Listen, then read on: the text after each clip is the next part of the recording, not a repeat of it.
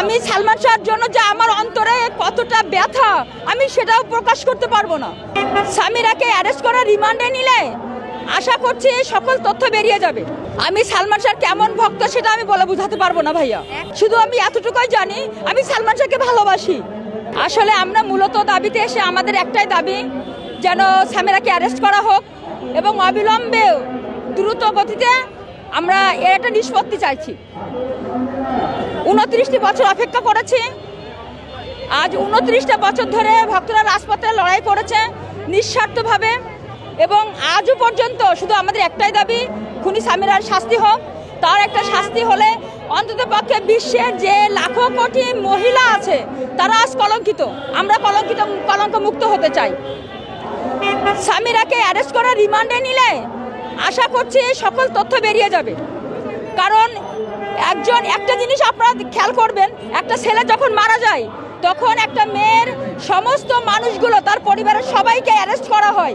তাহলে আজকে যখন সালমান শাহ মারা গেল, সালমান শাহ বাসায় কজন ছিল?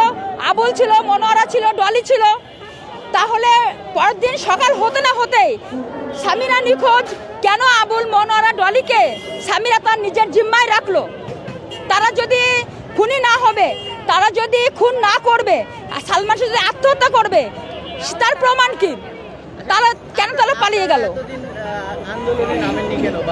আমরা এতদিন আন্দোলনে নেমেছি ভাইয়া, অহরহবার আমরা অসংখ্যবার আমরা আন্দোলনে নেমেছি, আমরা অসংখ্যবার এই হত্যার বিচার চেয়েছি। কিন্তু বিজ্ঞ আদালত এতদিন 29 বছর পর এটাকে আত্মহত্যা থেকে হত্যা মামলায় রূপান্তরিত হয়েছে এবং সেই সাপেক্ষে আমরা আরও আশাবাদ হয়ে আমরা রাজপথে এসেছি এবং আমরা শুধু চাই যেন সামিরা অবিলম্বে গ্রেপ্তার হোক। আমাদের কথা হচ্ছে, সামিরা কেন যখন প্রমাণ হয়ে গেল তখন সামিরাকে এখনো কেন পুলিশ অ্যারেস্ট করছে না?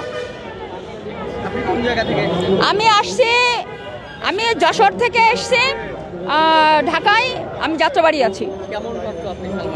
আমি সালমান শাহর কেমন ভক্ত সেটা আমি বলে বোঝাতে পারবো না ভাইয়া। এক কথায় পাগল ভক্ত। আমি সালমান শাহকে কতটা ভালোবাসি আমি আজও সেটা বলতে পারবো না। আমি সালমান শাহর জন্য যে আমার অন্তরে কতটা ব্যথা আমি সেটাও প্রকাশ করতে পারবো না। এর প্রকাশ করার সামান্যতম নিম্নতম ভাষা আমার কাছে জানা নেই। শুধু আমি এতটুকুই জানি আমি সালমান শাহকে ভালোবাসি।